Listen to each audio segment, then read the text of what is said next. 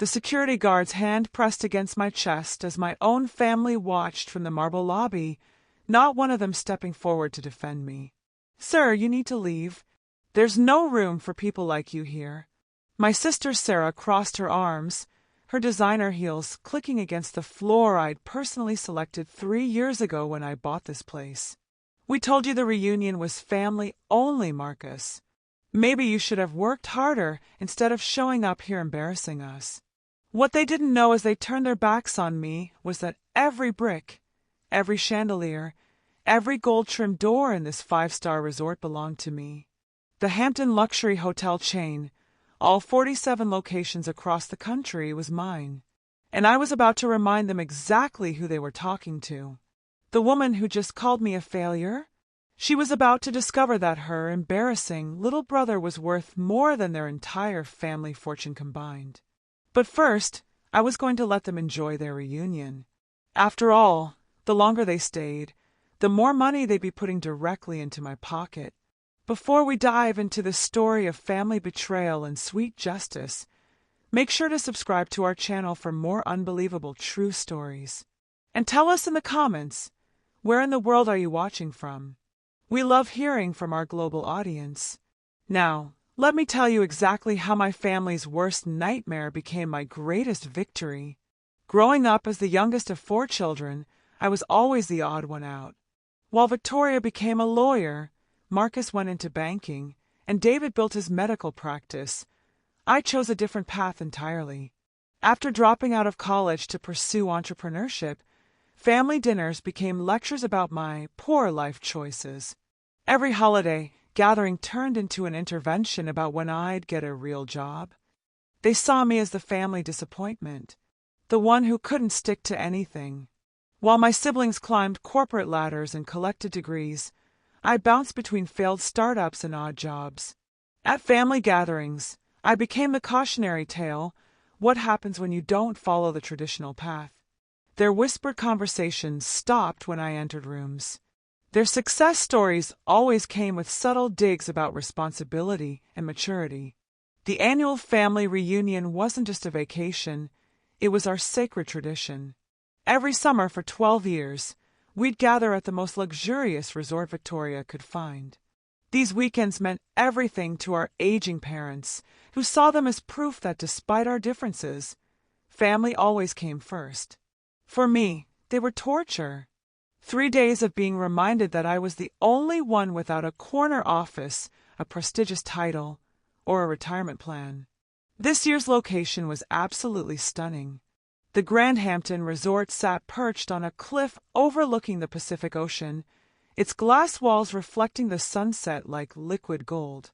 The lobby stretched 3 stories high, with crystal chandeliers casting rainbow patterns across imported Italian marble floors.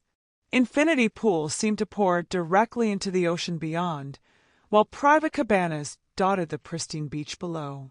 Fresh orchids adorned every surface, and the hand-carved wooden reception desk looked like it belonged in a palace. The resort screamed old money and established success, everything my family valued and everything they believed I'd never possess. Walking through those polished corridors, breathing in the scent of expensive leather and fresh flowers, I could practically hear their thoughts about how someone like me didn't belong in a place like this. They had no idea how wrong they were. I pulled up to the valet stand in my modest Honda Civic, watching as the attendant's expression shifted from professional smile to polite confusion. Behind me, Victoria emerged from her Mercedes, Marcus from his BMW, and David from his Tesla. The contrast wasn't lost on anyone, especially not on my family. Walking through those towering glass doors, I felt every eye in the lobby assess my Target dress against their designer outfits. My worn sneakers squeaked against the marble, while their Italian leather shoes glided silently. The receptionist's gaze lingered on me just a second too long before focusing entirely on Victoria, who was handling the check-in process. "I'm sorry, there seems to be some confusion," Victoria announced loudly enough for nearby guests to hear. "We only reserved rooms for immediate family members who could afford to contribute to this reunion. Her voice carried that particular tone she perfected in law school, polite on the surface but cutting underneath. The humiliation started immediately. When I approached their circle in the lobby, conversation stopped mid-sentence. My cousin Jennifer literally turned her back to me, resuming her discussion about her husband's promotion as if I were invisible. Uncle Richard made a point of talking about people who take advantage of family generosity while staring directly at me. My throat burned as I stood there, luggage in hand, watching my own blood relatives pretend I didn't exist. The other hotel guests began staring, probably wondering why this woman in discount clothes was bothering such obviously wealthy people. A couple at the concierge desk actually pointed and whispered. "Elena, honey," my mother said quietly, her voice dripping with manufactured sweetness. "Maybe this weekend isn't the best time. You know how expensive everything is here. Perhaps you could visit us some other time when we're back home." Marcus stepped forward, his banker's smile never wavering. "We really didn't expect you to actually show up. I mean, we sent the invitation out of courtesy, but we figured you'd understand this was more for the successful members of the family." My chest tightened as 20-plus relatives watched this public dismissal unfold. Children I bought Christmas presents for avoided eye contact. Aunts who used to brag about my creativity now examined their manicures with sudden fascination. The woman who raised me suggested I leave because I couldn't afford to be there. Standing in that opulent lobby, surrounded by crystal and gold, being rejected by the people who were supposed to love me unconditionally, I felt smaller than I'd ever felt in my entire life. My hands trembled as I gripped my suitcase handle, wondering if this was rock bottom or if there was somehow further to fall. As I stood there absorbing their rejection, something inside me shifted. The humiliation began transforming into something else entirely, a cold, calculating anger that spread through my chest like ice water. They had no idea who they were talking to. Not a single clue. 3 years ago, while they were busy climbing their corporate ladders, I'd made the biggest acquisition of my life. The Hampton luxury hotel chain had been struggling, hemorrhaging money due to poor management and outdated marketing. Their board was desperate for a buyout. Using everything I'd learned from my failed ventures and a network of investors who actually believed in my vision, I'd purchased all 47 properties for a fraction of their worth. Standing there in MY lobby, listening to MY's sister tell me I didn't belong in MY Hotel, I felt a surge of power that almost made me smile. Every marble tile they were standing on, every crystal hanging above their heads, every thread in the Egyptian cotton towels in their rooms, I owned it all. The front desk manager caught my eye and nodded slightly. He knew exactly who I was. The concierge team recognized me immediately but followed protocol, waiting for my signal. Even the security guard who'd been called over was one of my employees, though he played his part perfectly. My mind raced between two choices. I could end this humiliation right now with 2 words to the manager. Watch their faces crumble as reality hit them. See Victoria's confident smirk disappear when she realized she just insulted the owner of a multi-million-dollar empire. Or I could let this play out. Let them enjoy their weekend in my hotel, spending their money on my overpriced room service and spa treatments. Let them feel superior for just a little longer before I pulled the rug out from under them completely. The sweet taste of revenge was already on my tongue. They wanted to exclude me? Fine. They wanted to treat me like I was worthless? Perfect. Because tomorrow morning, when they were all gathered for the family breakfast they deliberately not invited me to, I was going to give them a lesson in respect they'd never forget. My phone buzzed with a text from my hotel manager. "Ma'am, should I intervene? I can have them removed immediately." I typed back slowly, savoring each word. "Not yet. Let them get comfortable first." The anticipation was delicious. They had no idea that their worst nightmare was about to become my greatest victory.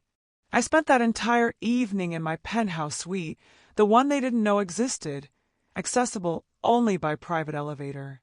While they enjoyed their overpriced dinner downstairs, I was on the phone with my management team, crafting the perfect morning surprise. "Jennifer, I want you to personally handle the breakfast service tomorrow," I told my hotel manager. "Make sure they get the full VIP treatment, right up until the moment I arrive." By 7 a.m. I was ready. I'd traded my Target dress for a custom Armani suit, my worn sneakers for Louboutin heels. My hair was professionally styled, my makeup flawless. I looked every inch the successful businesswoman I'd become while they weren't paying attention. The family had gathered in the Ocean View restaurant for their traditional reunion breakfast. I could see them through the floor-to-ceiling windows, Victoria holding court, Marcus checking his phone, importantly, David discussing his latest medical conference. They looked so comfortable, so entitled in their expensive clothes at their premium table. I walked in like I owned the place. Because I did. "Good morning, everyone." My voice cut through their laughter like a blade. Victoria barely glanced up. "Elena, how did you even get in here? This restaurant requires a reservation, and it's members only. And how exactly did you afford to eat here?" Marcus added with a sneer. "The breakfast alone costs more than you probably make in a week." I smiled, pulling out my phone. With one text, every staff member in the restaurant snapped to attention. The maitre d' appeared at my elbow instantly. "Ms. Rodriguez, we weren't expecting you this morning. Should I prepare your usual table?" The confusion on their faces was priceless. Victoria's fork froze halfway to her mouth. "Actually, Roberto, I think there's been a mistake with this party seating. They seem to think they belong at the premium Ocean View table." "Of course, ma'am. Should I relocate them to a more appropriate section?" "What the hell is going on?" David demanded, standing up from his chair. "Elena, what kind of game are you playing?" I gestured subtly, and suddenly the restaurant manager, the head chef, and 3 servers surrounded our table. Every single one of them looked at me with the kind of respect you only show to someone who signs your paychecks. "There's no game, David. Just a simple misunderstanding about who belongs where." Victoria's face had gone pale. "Elena, what is this?" "Jennifer," I called to my hotel manager, who appeared instantly. "Can you please explain to my family who owns this establishment?" "Certainly, Ms. Rodriguez. Ladies and gentlemen, you're currently dining in a restaurant owned by Rodriguez Hospitality Group, which acquired the Hampton Luxury Hotel chain 3 years ago. Ms. Elena Rodriguez is the founder and CEO." The silence was deafening. Marcus's expensive coffee cup clattered against his saucer. "That's impossible," Victoria whispered. You're nobody. You're a dropout. You're a failure." I pulled out my phone and showed them the Forbes article from last year. 30 under 30. Elena Rodriguez.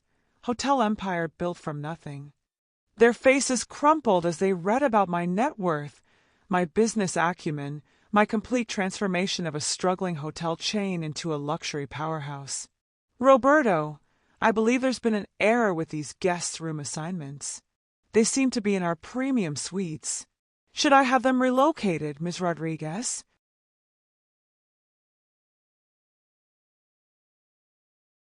Uncle Richard finally found his voice.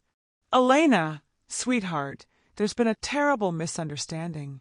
We never meant—" "Oh, but you did mean it," I interrupted smoothly.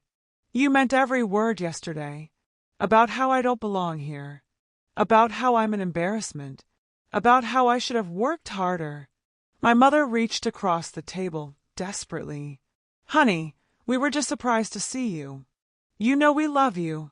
Jennifer, cancel their spa appointments. Cancel their golf reservations. Cancel their dinner at the Michelin-starred restaurant tonight." "Elena, please," Victoria begged, her lawyer's composure completely shattered. "We made a mistake. We're family. Family." I laughed, the sound echoing through the suddenly silent restaurant. "Yesterday, you told hotel security that there was no room for people like me here. You were right, Victoria. There isn't room for people like me here." I paused, letting the tension build as other guests strained to listen. "Because people like me? We own the whole damn place. Marcus tried to stand, probably to attempt some banking world negotiation, but I held up my hand. Sit down, Marcus. You're not in your boardroom now. You're in mine. I turned to Jennifer. Please prepare their checkout. They'll be leaving today. But we're booked for 3 more nights. Jennifer, my cousin Jennifer, protested. Not anymore. You wanted a family reunion with only successful members? Well, the most successful member of this family is asking you to leave. My hotel, my rules. The entire restaurant watched as the Rodriguez family empire crumbled in real time. Other guests were filming with their phones, probably wondering how this young woman in designer clothes had just destroyed what appeared to be a very wealthy family. Please, my mother whispered, tears streaming down her cheeks. Don't do this. We're sorry. I softened slightly, but only slightly. You're not sorry you said it, Mom. You're sorry I heard it. You're sorry you got caught. And you're sorry you just realized your failure daughter is worth more than all of you combined. Standing over their table in my Armani suit, surrounded by my employees who respected and admired me, watching my family's entitled world collapse, this was better than any revenge I could have imagined. This is my hotel chain. All 47 locations. Every chandelier, every marble tile, every thread of Egyptian cotton in your sheets. I own it all. Maybe next time you should be nicer to the owner. The silence that followed was absolutely electric. You could hear the ocean waves crashing against the cliffs outside, the soft clink of crystal glasses from other tables. But from my family? Nothing. Complete, stunned silence. Victoria was the first to crack. Her perfectly composed lawyer facade crumbled as she buried her face in her hands. Oh my God! Oh my God, what have we done? Marcus started laughing, not from humor, but from pure shock. That nervous, hysterical laugh people make when their entire worldview shatters in 30 seconds. This can't be real. This can't be happening. David, ever the doctor, tried to maintain some dignity. Elena, we can work this out. We're family. Surely we can. Can what, David? Pretend yesterday didn't happen?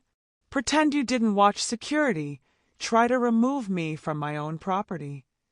My mother kept reaching across the table like she wanted to grab my hands, but couldn't quite bring herself to touch me. We raised you better than this. This isn't who you are. You're absolutely right, Mom. The person you raised would have slunk away yesterday, tail between her legs, believing she really didn't deserve to be here. But I'm not that person anymore. Uncle Richard attempted damage control. Look, we all said things in the heat of the moment. Why don't we start fresh? Maybe we can all learn from this. I smiled, but it wasn't warm. The learning opportunity ended yesterday when you chose humiliation over love. Within an hour, the lobby was chaos.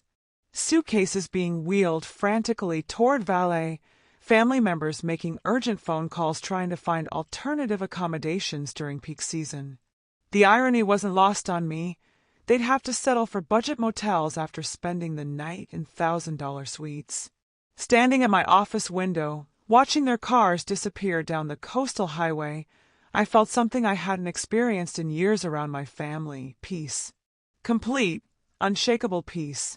My phone buzzed constantly, apologetic texts, voicemails filled with tears, even LinkedIn messages from Marcus trying to discuss this professionally. Victoria sent a legal-sounding email about family reconciliation mediation. But the most telling message came from my youngest cousin, Sarah, only 19 and barely old enough to understand what had happened.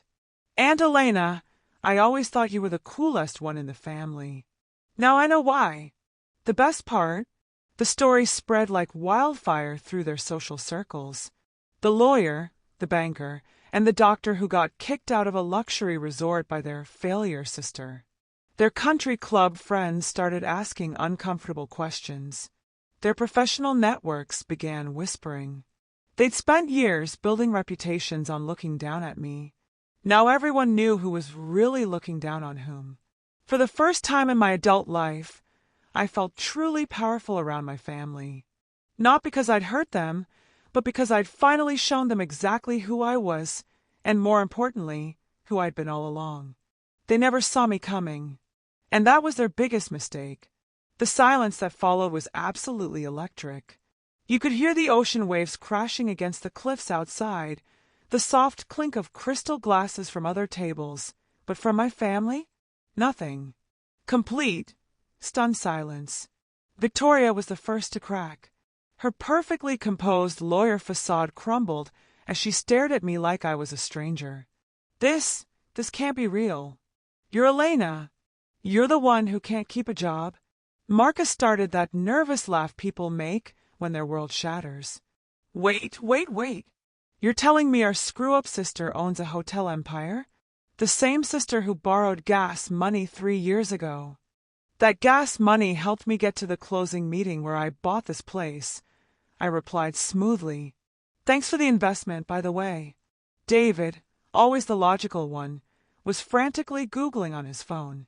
Jesus Christ, she's telling the truth. Look at this. Forbes, Business Weekly, Wall Street Journal. Elena Rodriguez, CEO of Rodriguez Hospitality Group, estimated net worth. His voice trailed off as the number sank in. My mother's hands were shaking as she reached for her water glass. Sweetheart, we had no idea. If we'd known, you'd have treated me completely differently, I finished. Which is exactly the problem, Mom. Within minutes, the restaurant had turned into a circus. Other guests were openly staring, some recording with their phones. My family sat there in their designer clothes, looking like they'd been hit by a truck. Uncle Richard tried his best politician voice. Elena, honey, family is family. We can move past this. Can we? Because yesterday, family meant nothing when you thought I was broke. The meltdown was spectacular. Victoria started crying, actual tears ruining her perfect makeup. Marcus kept refreshing his phone like the articles about my success might disappear. David began calculating exactly how much money they'd just insulted, his medical precision betraying him. My cousin Jennifer, the one who'd literally turned her back on me yesterday, suddenly wanted to talk about childhood memories and how she'd always believed in me. The same woman who'd ignored me for 6 hours was now trying to reconnect like nothing had happened. But the most telling reaction came from my mother. She kept looking around the restaurant like she was seeing it for the first time. You decorated this place, didn't you? Those orchids, the color scheme, it's so you. For the first time, someone was actually seeing me. The reunion, there wasn't one. By noon, they were all checked out and scrambling to find other accommodations. Peak season at the coast meant they ended up scattered across budget motels an hour inland. The family that always traveled first class was suddenly dealing with continental breakfast and shared bathrooms. Standing in my penthouse suite that evening, watching the sunset paint the ocean gold, I felt something I'd never experienced around my family before, complete, unshakable confidence. Not anger, not revenge, just pure, powerful certainty about who I was and what I'd built. My phone exploded with messages.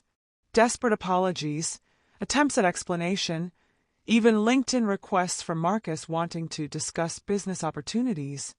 Victoria sent a formal legal letter about repairing family relationships.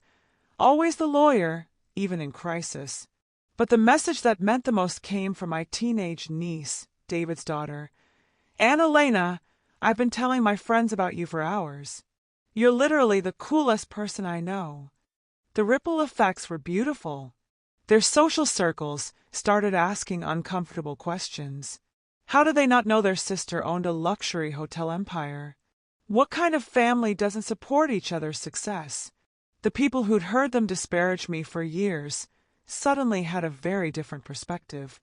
Within a week, I was getting calls from other family members, distant cousins, aunts, uncles, all wanting to reconnect and hear about my incredible journey.